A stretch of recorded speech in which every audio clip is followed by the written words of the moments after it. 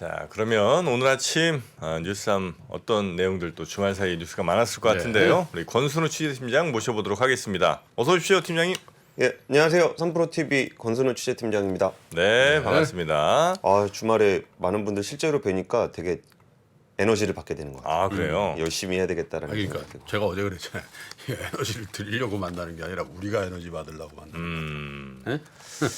자, 저희 3프로 TV 앱을 어디서 다운받냐는 분들이 계신데요. 일단 안드로이드 폰 쓰시는 분들, 그러니까 일반적으로 뭐 갤럭시라든지 그 폰들 쓰시는 분들은 구글 플레이 스토어라고 있습니다. 그냥 플레이 스토어라고 이렇게 아마 보시면 거의 첫 화면에 있을 거고요. 그리고 애플 아이폰 쓰시는 분들은 애플 앱 스토어라고 또 있죠. 거기에서 3프로 이렇게 검색하시면 바로 친절해요. 보면 친절해야 됩니다. 네, 이렇게 생겨도 이렇게 생겼으면 이렇게.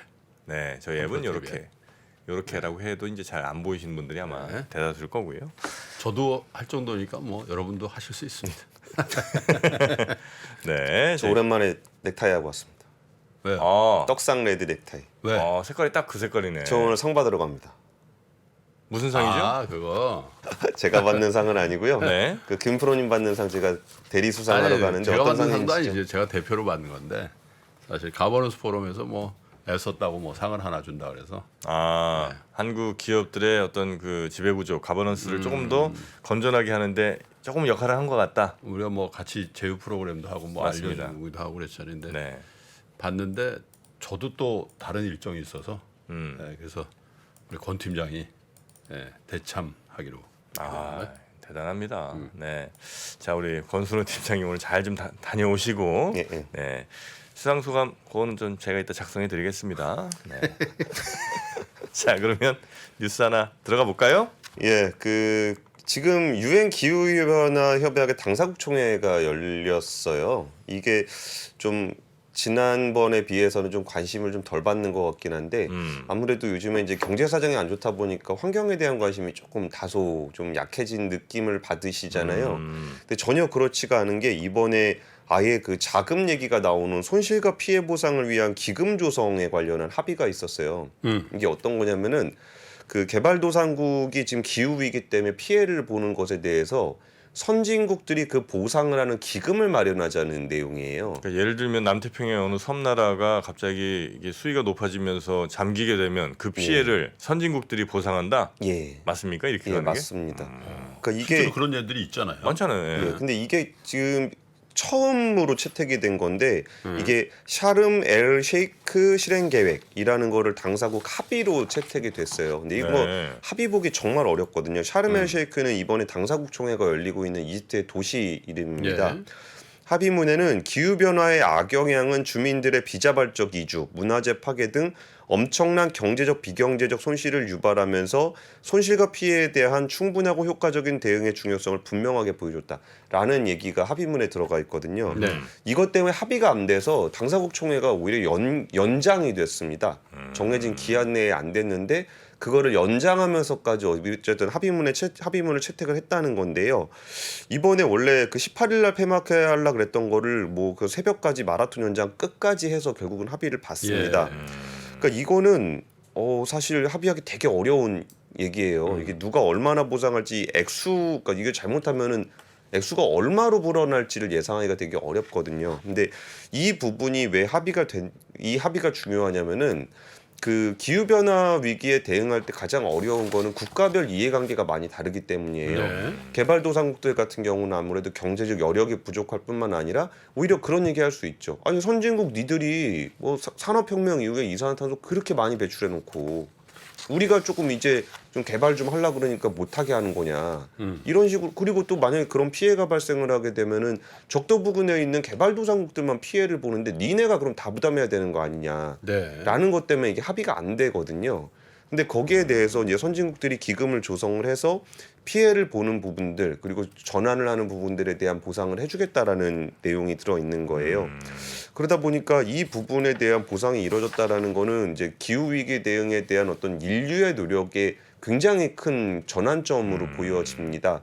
그러니까 이게 우리가 지금 우리 눈앞에 이 문제가 잘 손에 잡히지 않는다고 해서 이 문제가 진행되지 않고 있는 건 아니고 오히려 큰 변화의 변곡점이 됐다라는 점들을 좀 명심하시면 네. 우리가 투자를 할 때도 이 기후 위기 대응이라든지 이런 것들이 먼 미래에 일어나는 일이 아니라 네네. 이미 물밑에서는 굉장히 크게 움직이고 있다라는 사실을 좀 눈여겨 보시면 좋을 것 같아요. 아니, 근데 그 예를 들어서 뭐 어마어마한 태풍이 세계 연달아 와서 엄청난 피해를 입었다. 근데 이게 기후 변화 때문인지 명확하게 이걸 구분하기도 어려울 거고, 예를 들어 뭐 이른바 말이 나왔던 최빈국들 같은 경우는 이런저런 뭐 기후에 의한 이제 피해들이 특히 더 이제 많으실 텐데, 그런 예, 경우 예. 이제 어쨌든 더 많은 보상을 받으려고 뭐 이렇게 이제 측정하기가 사실 좀 피해 입은 쪽하고 또 보상해야 되는 쪽이 굉장히 다를 수 있잖아요, 입장이. 예, 예. 이거 어떻게 뭐 가이드라인 같은 게 있어요?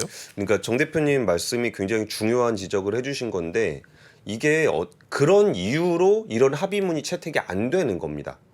예. 그러니까 이런 얘기 저런 얘기를 계속 하면서 네. 그동안 그래서 합의문을 채택할 수가 없었던 거예요. 여기에 대한 문제의식은 있었지만 뭐 이건 이래서 안 되고 저건 저래서 안 되고 이건 요렇게 하면 안 되고 뭐 그런 얘기들을 하느라 이런 것들에 대한 합의가 없었던 건데, 어쨌든 그걸 어떻게 할지에 대한 가이드라인 부분들을 어떤 방식으로 보상을 할지가 정해지진 않았어요. 그런데 이거를 줘야 된다라는 합의를 이뤘다는 것만으로도 아. 큰 걸음을 갔다는 거예요. 네네. 사실은 뭐 주기 싫은 사람, 더 많이 받고 싶은 사람들이 이거 가지고 싸우다가 합의를 못 하게 되거든요. 네네네. 근데 줘야 된다라는 거에 합의가 됐다라는 거는 그 줘야 된다라는 합의를 명분으로 선진국들은 오히려 개도국의 어떤 그걸 같이 해주는 걸 요구할 수 있고, 개도국은 그런 부분들에 대해서 선진국에게 요구할 수 있는 중요한 그 마일스톤이 찍혔다는 것이 오히려 큰 의미라고 보시면 될 것 같아요. 네네. 워낙 큰 이슈이기 때문에 요거를 가이드라인 하나하나까지 만들어내는 거는 분명히 진통이 있을 겁니다. 그렇죠. 근데 그 방향성에 대해서 모든 인류가 합의했다라는 거는 굉장히 큰 의미가 있다는 거죠. 네,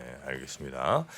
자, 이렇게 뭐 기후변화 해박의 당사국 회의에서 어마어마한 이제 방향 전환 혹은 큰 합의가 하여튼 이루어졌다는 거. 예. 근데 투자의 관점에서 보면 사실 파리 기후 협약이 이제 유명무실해진 거 아니냐. 지금 뭐 먹고 살기도 힘들게 전쟁 나고 뭐 기름값이 이렇게 오르고 그러는데 무슨 ESG에게 쑥 들어가 버렸잖아요. 사실은 작년 재작년에 비하면 예. 그죠? 근데 그런 측면에서 저 COP27 개도 기후 재앙 손실과 피해 기금의 합의라는 거는 다시 한번 지구촌의 어떤 환경의 문제가 굉장히 중요한 아젠다라는 걸 확인했다는 의미. 예. 그러면 이제 선진국이나 공업 국가에서는 더 이상 저런 부분에 대한 피해를 더 주면 안 된다라는 그런 환기가 되면서 친환경 에너지라든지 이런 쪽에 더 주목을 받을 수 있는 상황은 되겠군요. 예, 그리고 오히려 이 부분에 대해서 우리가 이거를 체감한 때가 오면은 이미 투자로 대응하기 늦을 수도 늦었죠. 있어요. 예, 맞습니다. 왜냐하면 지금 이렇게 선을 긋는 작업들을 이렇게 네. 하고 있는데 우리가 지금 선이 좀 희미하다고 해서 저 선이 없다라고 생각하시면 안 되고 이 선이 생기는 순간 그 선에 위배되는 기업이나 거기에 대한 산업군은 아예 앞으로의 지속 가능성을 잃어버리는 일들이 생겨요. 네네네. 그러니까 지금 내가 투자하고 있는 산업이 ESG에 좀 어긋난다. 그럼 이게 착한 기업이나 나쁜 기업이냐는 윤리적인 문제가 아니라 아예 비즈니스 자체를 못하는 상황이 생기기 때문에 그 부분에 대해서는 네. 굉장히 높은 리스크로 염두에 두셔야 되고, 실제로 산업 현장에 계신 분들은 이거 요새 엄청 따집니다. 자, 이것도 한 투자의 관점에서도 한번 잘 저희가 네. 살펴봐야 될 이슈인 것 같고요. 예. 그럼 두 번째 뉴스로 가보겠습니다. 두 번째 이슈는 미국의 펀드 매니저 92%가 내년에 스태그플레이션에 빠지게 될 거다. 라고 설문조사에 응답을 했다 그러는데요. 이게 연착륙을 할 수 있다라는 기대감이 뭐 인플레이션 같은 경우는 어느 정도 조금은 낮아질 것이다. 네. 혹은 여기보다 더 올라갈 것이진 않을 것이다라는 기대감은 있는데, 그렇지만 내년에 경기 침체는 불가피할 거다라고 이제 블룸버그 통신에서 보도를 했어요.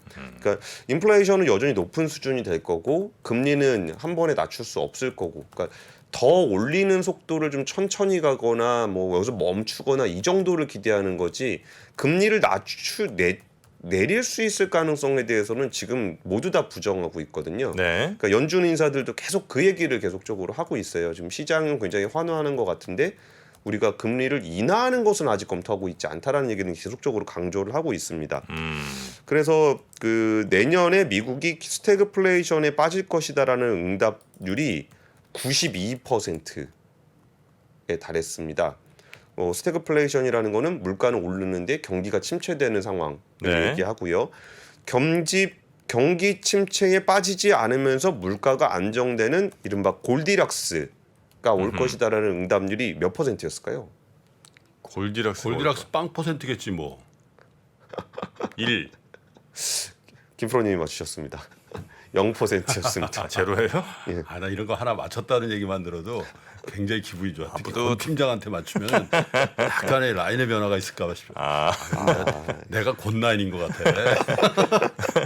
그러면 우리 다 정 대표님 밑으로 줄 서는 건가요? 그럼 그렇게 되나? 그 투자 심리가 이례적으로 악화됐다고 보고 투자 대신 현금을 보유하고 있다는 응답이 6.2%인데 6.2%는 높지 않은 걸로 보이잖아요. 근데 그 닷컴 버블 때가 현금 비중 높이고 있다는 응답 제일 높았거든요. 그때가 4.9%였습니다.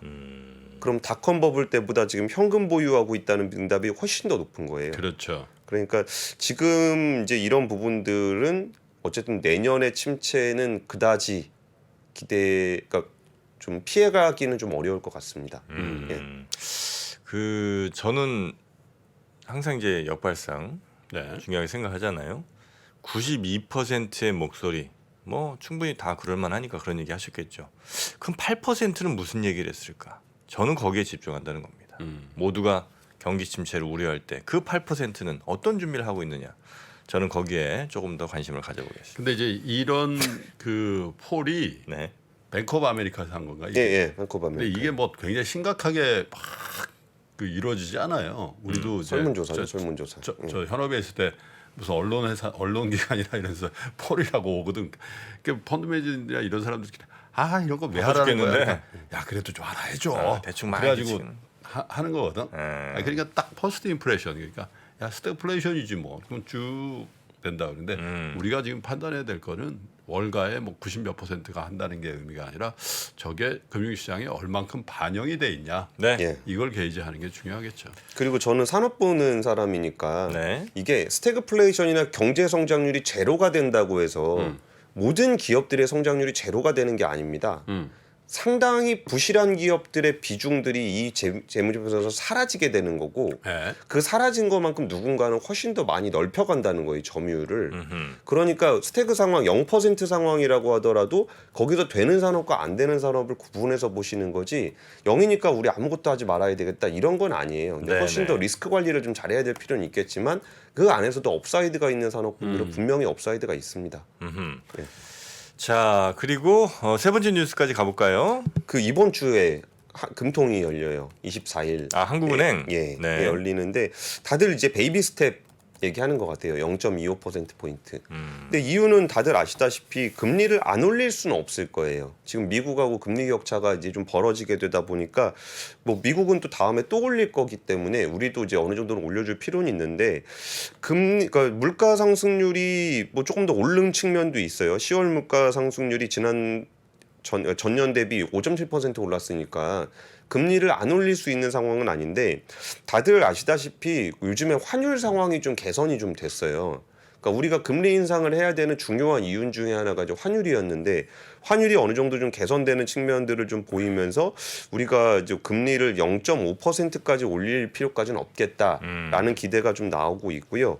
그리고 나서 이제 우리나라에서 좀 걱정해야 되는 부분들은 이게 금리를 더 올릴 경우 지금 자금 시장이 여전히 되게 안 좋거든요. 네. 그러다 보니까 금리를 올렸을 때 부담이 굉장히 커져요. 근데 제가 지난주에 얘기했던 것 중에 그 법정 최고금리 얘기를 갑자기 생뚱맞게 드린 적이 있었잖아요. 어허. 이게 20% 넘어가는 게 서민금융에 되게 안 좋을 수 있겠다라는 건 아는데 네. 지금 전문가들 사이에서 단기금융 시장에서 20% 넘는 금리를 주고라도 자금 조달을 해야 되는 기업들이 나올 것 같다라는 얘기, 그러니까 기업은 아니지만 나올 것 같다고 말씀을 좀 드렸었잖아요. 근데 벌써 나왔습니다. SPC인데 GS건설이 신용보강을 했던 SPC예요. ABCP인데 네. 연 20% 넘는 금리로 거래가 됐어요. 그래서 며칠물이죠. 이거 며칠물인지까지는 아주 짧은 걸 거예요 아마. 물론 그렇겠죠. 네, 왜냐하면 이제 그것도 좀 구분해야 되는 게 이제 너무 짧은 금리에 금리가 확 뜨면 두 가지 측면에서 저렇게 짧은 것도 저렇게 높게 하나 이렇게 보는 시각도 있는데 실질 이자 비용은 그 금리를 높여도 월물이 굉장히 짧은 거면 뭐 예를 들면 10일물이다 뭐 30일물이다 이러면 되게 금리가 그러니까 금리가 조만간 낮아질 거야. 그런 측면에서 지금 급전이니까 단기적으로는 좀 높게 하더라도 3년물, 5년물로 이렇게 하면 정말 문제인데 예. 그게 뭐 예를 들면 굉장히 초단기물이면 이 국면을 넘어가기 위한 노력이다 이렇게 볼 수도 있는 거죠. 맞아요. 근데 문제는 20% 넘게는 급전도 못 쓰게 된다는 거거든요. 법정 최고금리. 그렇죠. 예. 근데 이게 20% 이상 주고라도 예를 들어서 25%를 주더라도 뭐 3일만 막으면 된다. 뭐 그러면 이자 내는 거 얼마 안 되거든요. 근데 법정 최고금리가 20%로 막혀 있기 때문에 못 빌려 그럼? 못 하죠. 예, 불법이니까. 빌려준 사람들이 처벌받지. 예. 고리대금업자로 처벌받습니다. 그래요? 예. 근데 그런 일들이 지금 증권사 보강 ABCP가 10% 넘는 것들 많이 나오고 있어요. 그 회사 이름은 제가 설명 안 드릴 건데 기사 찾아보시면 나오는데 이런 부분들이 뭐 10% 이상 되는 것들이 나오고 있어서 조금 그런 부분들이 좀 걱정이 되고 근데 그나마 좀 오늘부터 증권사 ABCP 매입 들어가거든요. 1조 8천억 원 규모예요. 예. 근데 뭐 뉴스 시간 관계상 뒤에는 말씀 안 드리는데 그 연말연 초에 조심하셔야 됩니다. 연말연 초는 장부 마감을 하기 때문에 그렇죠. 여기서 그동안에 부실이 있었던 부분들 장부 마감 안 하면 좀 넘어가는 측면이 있거든요. 근데 연말연 초에 장부 마감을 하다 보면은 확정이 됩니다. 뭐 자본 잠식이나 이런 것들이 확정이 되기 때문에 여기서 리스크가 확 드러날 수가 있어서 그러니까요. 뭐 테마주라든지 이런 거 투자하시는 분들 이렇게 평소에는 그런 거 자기 투자 스타일에 따라서 하실 수도 있는데 요 시즌은 조금 피해 주셨으면 어제 좋겠어요. 우리 사경인 회계사가 또 어제 출연을 했잖아요. 우리 오프라인 모임에. 네. 굉장히 중요한 얘기 하더라고요. 어제 보니까 물론 평상시에도 조심해야 되는데 지금 이 시즌 지금부터 아마 특히 예년보다는 훨씬 더 조심하셔야 될 게 지금 이 금리가 엄청 높았거든요. 네, 이자 네, 보상 배율 뭐 이런 얘기 어제 했잖아요. 네, 그죠? 그렇기 때문에 여러분 투자하실 때도 금융회사 뭐 증권회사 이런 거 걱정하지 마시고요. 여러분 투자하시고 계시는 그 포트폴리오에 들어가 있는 회사의 자금 사정 같은 거 잘 보셔야 되겠습니다. 네. 저 좀 이거 뉴스 사문 아닌데 네. 금투세 논의되던 거 조금만 업데이트 좀 해드리고 네네네. 싶어가지고 지난주에 드디어 그 금투세 논의해야 되는 기재위 조세소위가 이제 구성이 됐어요. 네. 그리고 처음에 야당에서 금투세 유예하는 거 계속 반대해 왔잖아요. 네네네. 근데 조건부긴 하지만 어쨌든 금투세 도입을 유예하는 부분들에 대한 그 조건을 제시를 했어요. 일단 그 여기에 대해서 그 야당 쪽 안은 거래세를 0.15%로 낮추고 이 대주주과세 요건을 100억 원으로 높이는 걸 철회해라라는 조건을 제시하긴 했는데 어쨌든 야당에서는 이거 완전 반대였었잖아요. 그렇죠. 근데 그거를 금투세 유예에 대해서는 모두 여야 모두 긍정적인 입장을 좀 가지고 있어요. 그리고 사실 거래세 같은 경우는 그래서 정부에서 내놨던 것도 원래 0.23%에서 0.2로 갔다가 25년에 0.15로 가는 거였어요. 네. 근데 이제 야당은 오히려 그거보다 거래세를 더 빨리 낮추자는 거거든요. 내년에 당장 0.15로 낮추자는 거.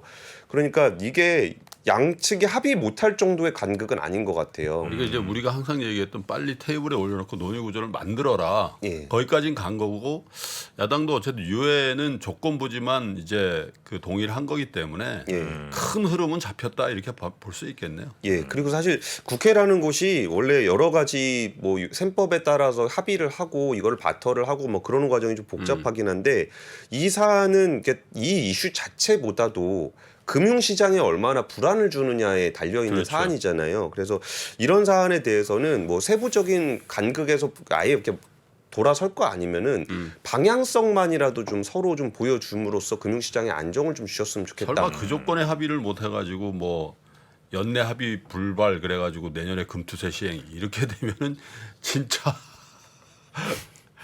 그건 아니잖아요. 그죠? 그러니까 이제 방향성만이라도 분명하게 해주시고 세부 사항을 논의하면은 좀 더 금융시장 안정에 도움이 되지 않을까 싶습니다. 여야 정 이제 같이 세 측이 빨리 합의를 좀 보셨으면 좋겠습니다. 네, 얼마 안 남았어요. 한 달. 투자자들을 위해서. 네. 예. 보시면 이제 여기 다이어리가 떡상네드. 네, 다이어리가 들어 있습니다. 작년에 다이어리를 출시해 여러분과 함께 모은 다이어리 판매금을 청소년의 자립을 지원하는 데 전액 기부했었는데요. 올해도 2023년 다이어리와 함께 따뜻한 연말을 만들어 보려 합니다. 3프로TV 다이어리와 2023년의 시작을 이웃과 함께 나눠보시기 바랍니다. 자세한 구매 방법은 영상 하단 댓글을 확인해 주십시오.